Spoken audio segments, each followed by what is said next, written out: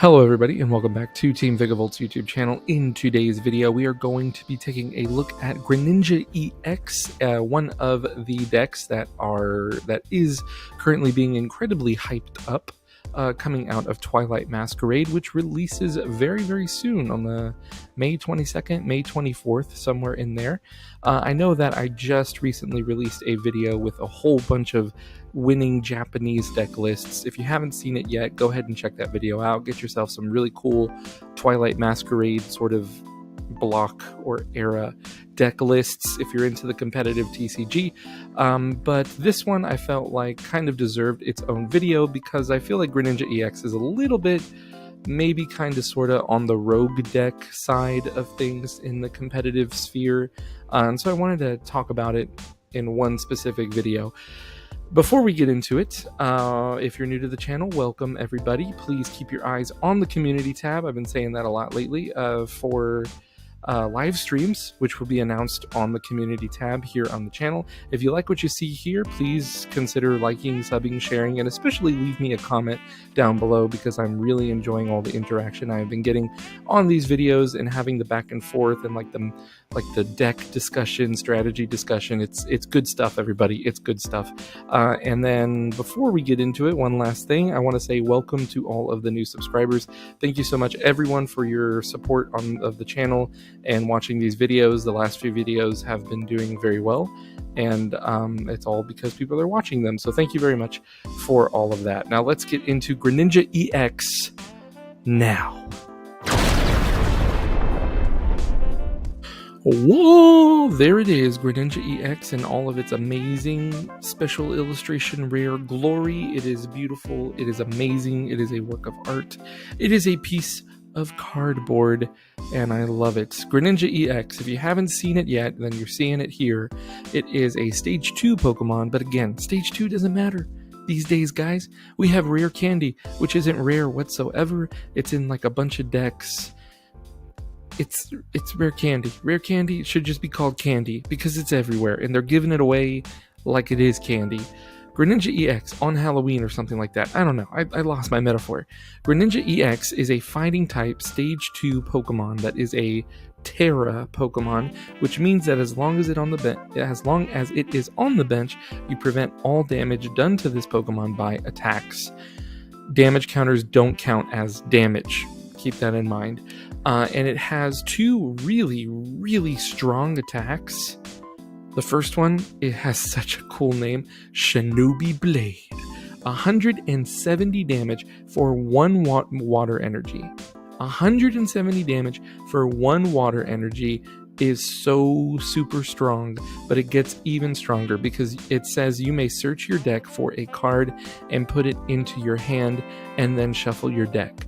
So it's like 170 damage for 1 water energy plus quick search, Pidgeot EX's quick search ability. Pretty crazy. Yeah, maybe you walk into an Iono or a Roxanne on the preceding turn, or maybe even you walk into like an Unfair Stamp A-Spec card, which also releases in Twilight Masquerade, but you can still get out of it because you can just Shinobi Blade again and look for what you need. It's like you're getting everything you need, and 170 damage is really a good number. It's a pretty good number because 170 on one turn plus 170 on another turn, you're looking at 340 damage, which is enough to knock out Charizard EX in 2 hits. Keep that in mind. Those are good numbers for Shinobi Blade to be hitting. Yes, it's on a Stage 2, but it's a cool Stage 2, and you just rare candy into it if you absolutely have to. The second attack for just 2 more energy, so you could pay this very easily with a twin energy because it has no base damage, it just has an effect. It says discard 2 energy from this Pokemon. This attack does 120 damage to 2 of your opponent's Pokemon. So you can totally pick up knockouts on your opponent's bench really easily. Let's say you do 170 and then they retreat to the bench, and then you use Mirage Barrage, which is just an amazing name for an attack. This thing just has nothing but good attack names. Mirage Barrage, Mirage Barrage. You did 170 theoretically to an active Pokemon. They switch to the bench, and then you use Mirage Barrage. That hits 280, because 170 plus 120 is, oh, actually 7, 8, 9. That's 290. That's 290 damage. That's even better numbers that you're hitting. And then 120 damage is to 2 of your opponent's Pokemon. So let's consider, like, Manaphy is out of the way. You're knocking out 2 Cramorant. You're knocking out, I mean, your typical stuff, right? You're knocking out Charmanders. You're knocking out Pidgeys. You're knocking out Raltses. You're knocking out Curlias. You're knocking out, I already said Cramorants. You're knocking out Comfeys. You're almost knocking out Radiant Greninjas. You're really, really close to that, but you're not quite there. Overall, this is like such an affordable attack cost for both of these attacks, but it gets even better because your retreat cost is only 1. You could put, what is it, Rescue Board on Greninja EX if you really wanted to give it free retreat, or you could just simply pay the 1 attack, 1 energy cost in order to retreat, and it's not that big of a deal. Greninja EX was definitely designed with the meta in mind, and it looks amazing. It is really cool. It's such an interesting archetype. It's definitely going to see play in the competitive sphere. I will also mention here that it is double weak to Psychic. I feel like maybe the only thing you really have to be concerned about when it comes to Psychic types, you might have to be a little bit concerned about Gardevoir EX, but again, Mirage Barrage is able to really kind of crush Gardevoir EX because you're able to snipe the bench so easily and so quickly throughout the course of a game, and it gets a little bit easier. Before I move forward, I will throw in here that the deck list that I am going to be sharing in this video is not like a definitive deck list. It is a deck list for Greninja EX that is coming out of Japan that I recently found, but I have seen like bits and pieces of lots of different takes on Greninja EX, so it is a very versatile card. So I'll just throw that in there, but in this list that I'm going to be sharing in a second, it uses the support Pokemon Frostlass, which is a stage 1, which is really not hard to evolve into. It's not hard to get into play, especially with Buddy Buddy Poffin, but more on all the deck strategy in a second. Frostlass has 90 HP. It is a water Pokemon, so it's compatible with water energy, and it has the ability Freezing Shroud. During Pokemon Checkup, that means like in between turns, you put 1 damage counter on each Pokemon that has an ability. That's like free damage. That's free damage counters everywhere. Like you're going to be putting 1 damage counter in between turns as long as Frostlass is in play. You're going to be putting 1 damage counter on Charizard EX, on Pidgeot EX, on all the Radiant Pokemon, on Comfeys, on Cramorants, on Iron Crowns. You're going to be putting it on not Mew EX. There's so much. There's so much that has an ability right now. But in addition to that, you are also putting 1 damage counter on everything except Frostlass. Okay, so Frostlass is not slowly knocking itself out. If anything, Frostlass is consistently bringing all of those big beefy 2-prize Pokemon, or those Pokemon with an ability that just have awkward numbers to hit, more and more into range. So it's like the more turns that go by, Frostlass is making it more attainable to get knockouts on so many different Pokemon, and it is so cool. It is such a cool partner for Greninja EX, but of course Freezing Shroud definitely has applications in so many different decks right now, but this particular list that is on the next slide uses Frostlass. Okay, so when we get into the list, I'm going to break it down as much as I can tell from what I see.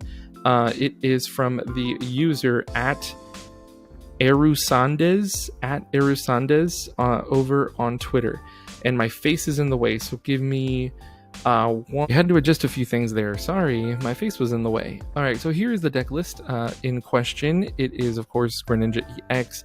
It runs 3 copies of Greninja EX, as well as a 2/2 copy of the Froakies, one of which has 70 HP, the other of which has 60 HP. The reason for this is simply because Dragapult is able to drop 6 damage counters really easily, and you don't want to be giving a bunch of free knockouts on all of your Froakies, which is why the 70 HP one is here and then the 60 HP one is here. Maybe because the person piloting this deck or who built this deck is gonna evolve those 60 HP Froakies into Frogadiers anyways before ultimately evolving them into Greninja EX in order to better like counteract the effects of TM Devolution. That's where my head is at right there. You're running a 4/3 copy of the Frostlass because the ability does stack, and so you're putting just damage counters everywhere while Frostlass just sits on the bench. In addition to that, you are running the Rabska, which has the ability that you can prevent all damage. You can prevent all damage and effects of attacks done to your Pokemon, done to your benched Pokemon. And so you're not going to be putting damage counters on your Frostlass or your Rabska. And if you end up going up against like a mirror match or even like TM Devolution, the Rabska is going to save you from that because its ability states that it also protects from effects of attacks. So that would include TM Devolution. So really cool inclusion there. I think Rabska is going to be used in a lot of decks moving forward. You have 4 Buddy Buddy Poffin. That's simply just to get set up. 4 copies of Ultra Ball to search out the Frostlass and search out the Greninja EX. 3 copies of Rare Candy to evolve up into Greninja EX. A little bit of recovery with Super Rod. A little bit of disruption, probably mostly against people running Mist Energy or Boomerang Energy or any one of those pesky special energies, or even the new special energy A-Specs. You just use Enhanced Hammer to get rid of it. 1 copy of Earthen Vessel in order to search for basic energy more quickly. 1 copy of Unfair Stamp in order to really disrupt your opponent as early as turn 1. That is definitely a huge card to disrupt Dragapult EX, and a huge card to disrupt the Mirror, and a huge card to pretty much disrupt every single deck, competitive deck in the standard format right now. Unfair Stamp is just nuts. 2 copies of it looks like TM Evolution in order to get the Rabska up and running on the bench as quickly as possible, and then 2 copies of TM Devolution in order to use that against all of these evolving decks that are popping up and doing really well in the standard format. 4 copies of Arven to fish out what you need. 3 copies of Irida to fish out what you need and also to find those energies.